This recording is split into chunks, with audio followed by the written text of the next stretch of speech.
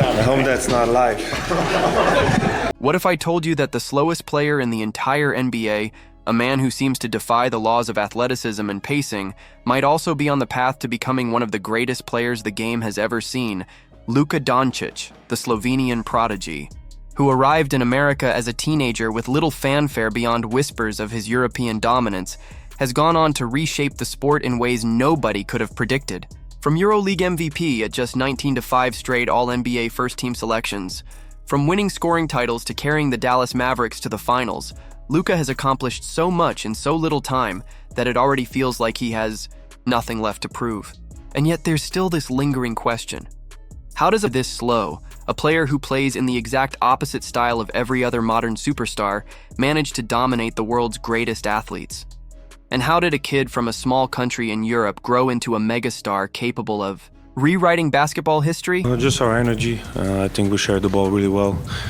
To understand Luka Dončić, we need to go back to Ljubljana, Slovenia in the early 2000s. Luka was born on February 28, 1999, to Sasha Dončić, a professional basketball player, and his mother, Miriam, who ran a beauty salon. From his first days, Luka's life was immersed in basketball. His earliest memories were watching his father's games and looking up to his godfather, Rasho Nesterovic, who carved out a career in the NBA. Those influences, combined with idols, like Vasilis Spanoulis and a young Goran Dragic, meant Luka was destined for the sport. Though he tried other activities, basketball was the gravitational pull he could never escape. By the age of 7, he was already playing in the youth division of his father's club, KK Olimpija. But Luka quickly ran into a problem. He was simply too good for his peers. Even when matched against kids 3 or 4 years older and twice his size, he held his own. His secret weapon wasn't raw speed or overwhelming strength. It was an innate understanding of the game. We were knocking down shots. An uncanny feel for angles, timing, and opportunity. His competitive spirit combined with his intelligence meant that no matter who he faced, Luka found a way to dominate. His father realized Slovenia was too small a pond for his son's talent, so he began seeking opportunities abroad. That's when Pablo Sanuda, Real Madrid's youth coordinator, invited the 12-year-old Slovenian to play in Spain's Minicopa tournament. Luka responded with a performance that shocked everyone, scoring 20 points in the championship game as Real Madrid crushed Barcelona. But the real coming-out party happened weeks later in Rome. In the U13 Lido Roma tournament final, Luka dropped a jaw-dropping 54-point triple-double. At 12 years old, he wasn't just winning games, he was destroying them with a blend of IQ, vision, and scoring touch that seemed impossible for a child. Despite an offer to move to Madrid full-time, Luka initially hesitated. Leaving Slovenia and his family was daunting. But eventually he made the leap. Just mentality. I think today was one of the hardest games I had. It wasn't easy. He didn't speak Spanish or English and often felt isolated. But on the court, he didn't need words.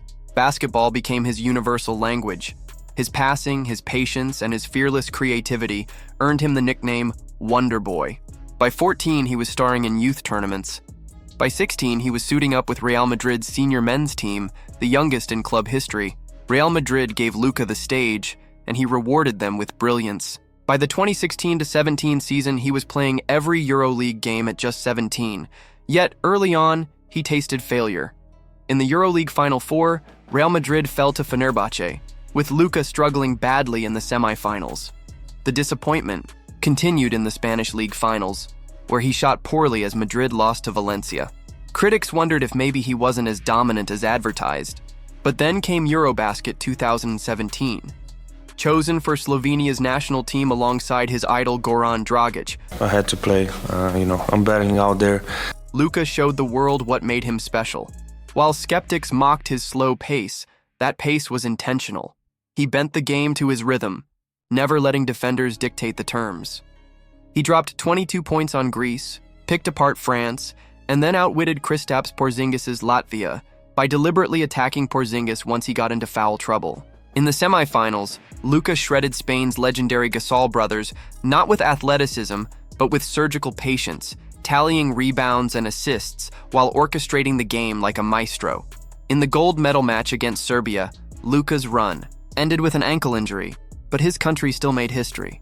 Slovenia won their first ever EuroBasket title, and Luka was a hero. He was still a teenager, yet he had already conquered Europe. Then came 2018. Luka led Real Madrid to a EuroLeague championship, winning both Finals MVP and regular season MVP, all. I try to do my best to help the team win, but just my mentality, Before his 20th birthday, but when he declared for the NBA draft, American scouts weren't convinced. He was picked third by Atlanta, then traded to Dallas. Even Dirk Nowitzki, the Mavericks legend and another European great, wasn't sure Luka's style would translate. Slow, unathletic, and with an unconventional game, could this kid really succeed against the fastest, strongest players in the world? His first NBA game seemed to confirm the doubts. Playing small forward in an off-ball role, Luka struggled, scoring just 10 points with 4 turnovers. But everything changed in Game 2. Moved closer to the ball, Luka erupted for 26 points, showcasing the same tricks that had made him a terror in Europe. He wasn't fast, but his size and footwork allowed him to punish smaller guards and shrug off bigger wings. He controlled the tempo, never rushed, and picked defenses apart. Dallas quickly realized they needed to build around him. From there, Luka's rise was meteoric. Rookie of the Year, triple-doubles against established superstars. Have a great start. And Step-back threes over elite defenders. By his second year, he was averaging nearly 29 points, 9 rebounds, and 9 assists, earning All-NBA first-team honors as a 20-year-old. He wasn't just good, he was already a top-5 player in the league. The playoffs, though, brought both magic and heartbreak. Against the Clippers in the 2020 bubble, Luka had one of the greatest performances in postseason history, a 43-point triple-double capped by a buzzer-beating step-back 3 to steal Game 4. He battled Kawhi Leonard and Paul George, tooth and nail, but the Mavericks fell short. The following year, history repeated itself. Luka was brilliant, 46 points in a Game 7 against the Clippers. But again, Dallas lost, held back by an inconsistent roster and a disjointed partnership with Kristaps Porzingis. The Mavericks front. Office reshuffled. Rick Carlisle and Donnie Nelson were out. Jason Kidd and Nico Harrison were in. we were open shot, so just our sharing the ball. Luka signed a Supermax extension, committing to Dallas. But the struggles continued. Injuries, weight issues, and roster imbalances kept Dallas from breaking through. Yet Luka kept producing moments of genius. A 60-point triple-double against the Knicks. A first-round series win over Utah where he dismantled Rudy Gobert. A Game 7 demolition of the top-seeded Suns, where Luka scored as many points by halftime as the entire Phoenix team. Still, even his brilliance couldn't overcome the Warriors dynasty in 2022. Nor could it mask Dallas's dependence on him in the years that followed. The Kyrie Irving trade brought headlines but not stability. Depth disappeared. The team fell short and frustrations mounted. Then, in 2025, everything changed. After years of carrying Dallas, Luka shockingly joined the Los Angeles Lakers, pairing with LeBron James and Austin Reeves. The gamble was supposed to produce instant results, but basketball is never that simple. Then team is gonna follow me, so they follow me. Luka battled injuries, conditioning, questions, and new expectations. The Lakers won 52 games but fell in the first round to Minnesota. Once again, Luka tasted defeat. But this time, it felt different.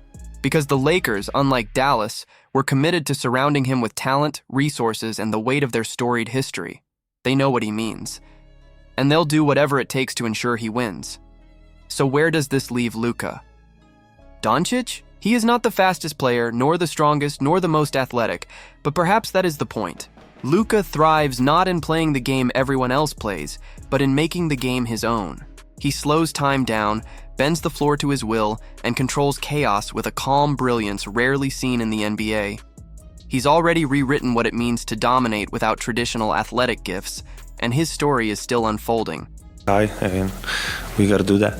Whether Luka eventually delivers multiple championships or ends his career with the bittersweet tag of greatest without a ring, his legacy is already secure.